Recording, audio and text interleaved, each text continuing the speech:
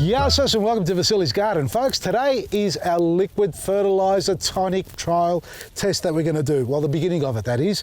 Now, a couple of days ago, I did post a photo of me purchasing all these liquid fertilisers and tonics, as some people want to call them, or they're being called.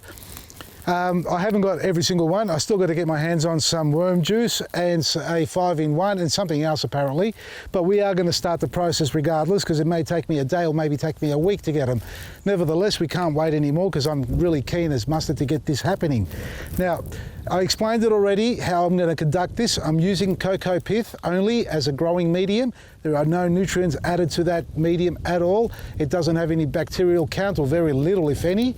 So it's going to be a fertilizer or liquid test solely and purely based on the nutrients that come out of these bottles. So the plant's going to be completely reliant on that. Other than the moisture that we give it to keep it hydrated, all its nutrients will come from each of these little bottles. And I've allocated a pot plant or a pot, for example, here.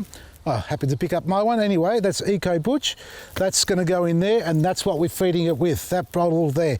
So each one's got its own little bottle or pot, and obviously its bottle. And I'm very grateful for Rich Grow because they've provided us with a measuring cap. That's what we want. Now, all these do have some recommendations or specifications as to how much each cap will hold, what's the volume or mils.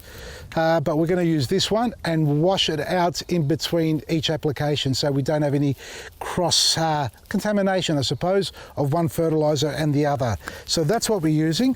Now, the way I'm going to pot them up, and you know the concern I have, I was going to read something, but before we go there, my local garden supplier, garden centre. This is all I can get my hands on, marigolds and this Tommy Toes. I was looking for a nice sort of minuet or a iceberg lettuce. The cos were just no good. This is all they had, and it sounds like, or seems like I might have to open up a garden centre here to keep up the supplies that I'd like and the people who want as well. But anyway, put them aside. What we're going to do is put one of these tomatoes and marigolds in the 8-inch pot to grow. If they outgrow the pot, and it's a good thing if they do, we can pot them up later on. Let's just get to that stage. But before we go there, I took the liberty in preparing a spreadsheet here, and I've worked out the mils. Obviously, I've gone through every instruction on the back of each bottle and worked out what they take, and we'll go through them as we start to pour them into the plant.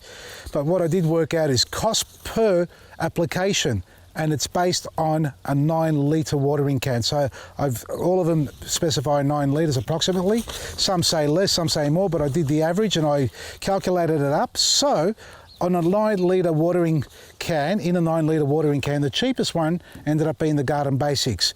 So it works out to 14 cents for every 9-litre watering can you fill up. So moving up from there, we go to the Thrive powder, which works out to 15 cents, a 9-litre watering can. Then we go to Charlie Carp down there, which works out to 27 cents. Then Rich Grow over here is 27 cents. Then Dynamic Lifter goes to 28. Where is Dynamic Lifter? There it is. 28 cents, a 9-litre. Then Power Feed becomes 31 cents for every watering can. And next to that, identical, is Sea Sol at 31 cents. Then our Liquid Gold goes to 38 cents. Eco Butch works out to 40 cents. So we're not up in the top end of the bracket.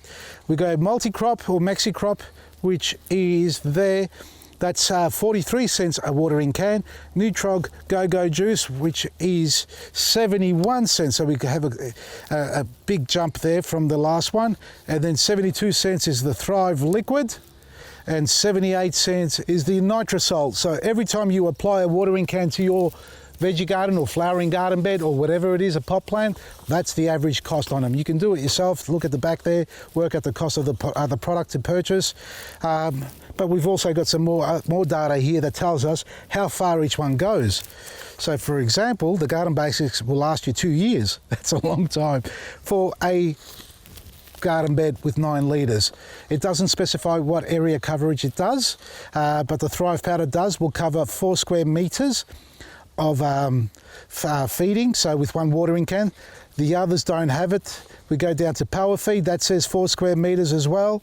I can tell you that the Eco Butch, I should say, will do at least 8 square to 10 square meters per application, and that's what we're referring to every time you apply it. Nutrog Go-Go Juice will do 8 square meters also per application, and the Nitrosol, which is the most expensive, does 1 square meter.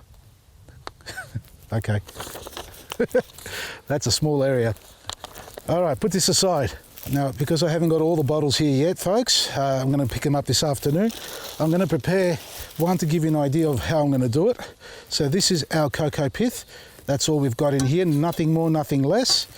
Right, a little bit packed down. We're going to open up a little hole in the middle. Actually, no, we're doing 2 seedlings, one on each side like that there. And I'm doing the Thrive one. So each one's going to get a little seedling. Let me soak it a bit. I don't want it to be too dry when I pull it apart. And again, I can use a Stanley knife to cut the seeds, the roots apart, or I can just sit it underwater, as you've seen me do many times, again, to separate them carefully. Don't wash off all the soil. That's all its roots intact, okay? So that's got a fighting start there. Really very little disruption occurring there. And we're going to do a tomato, which may be a little bit more difficult to separate, but let's give it a go. Underwater. Separate, separate. Yep, I can feel them coming apart. Yes, they are. This is a good way to do it if you're worried about tearing the roots apart, folks. So that's a batch there. And we've got one tomato here that's already jumped up high. These are Tommy Toes, I think, from memory. There's a tomato with a very small root system. We're going to bury this a little bit deeper, just up to the juvenile leaves. We're not going to cover that. There we are. See the leaf there? That's the depth we're doing. And I know a lot of you are going to say, that's too small a pot, Vasily. What are you doing? Yeah, I know that. But we've got to start them off somewhere. We can't go straight into a big pot, and we'll pot them up. If they take off, which I expect them to, we'll be fine. This is only going to get watered now with plain water.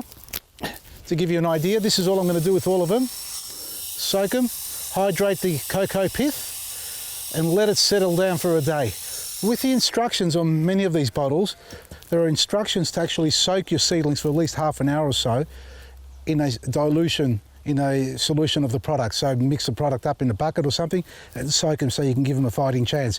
I think Seasol's got that, and some other ones as well. I'm not going to offer that to these seedlings. They're all just going to get watered at the same time, because otherwise I'm going to be here forever doing soakings. So plant them in the ground or in a pot like this, give them a water today, and tomorrow morning we're going to come back and start liquid feeding them. So I'm not going to show you me doing them all. I'm not going to cheat either, folks. This is not about me trying to prove my product, if anything, is the better one out of the lot here. It's purely to see how these products perform in this sort of environment, identical environment. So this is my climate here. You've got a different microclimate, and I know many of you got favourites here. And by all means, stick with it. If you love it and you're happy with it, by all means. All we're going to do is trial them and compare them to each other and see which one performs well. We've got to factor in the quality of the seedling as well. We've got to factor in the size of each one, because they're not all identical. But other than that, it's really just the climate we have here, and making sure that we don't let them dehydrate. Cocoa pith, nothing else, just the liquid feed. I know some of you have already mentioned that not all of these are fertilizers or classed as fertilizers. Well, I'm going to go through those details as we go through the journey of the trial. Yes, I have separated them here just to make it easier for you to understand. These are classed as a fertilizer from there to here to Thrive, and from this batch on is a seaweed. Let's call it a tonic for the benefit of the doubt, but we've got one that's a tonic and a fertilizer, so we've got a combo going on. So as we start watering, we are going to read the instructions on each one of these on the back and compare notes with one another and see what each one has inside it, how it's made up, and whether it's got an NPK or whether it's got trace elements, minerals or other in there. It's important to understand that we are understanding that we've got fertilizers and we've got, well, can I call them fertilizers? Because technically they are feeding the soil, or in this case the planting mix or cocoa pith, sorry, and the seedling. Because seedlings will take up the nutrients that's soluble, okay? And they'll disconnect the plant from the microbes in the soil. In this case, we've got nothing, if at all any, so the plant's gonna take up whatever's in that bottle.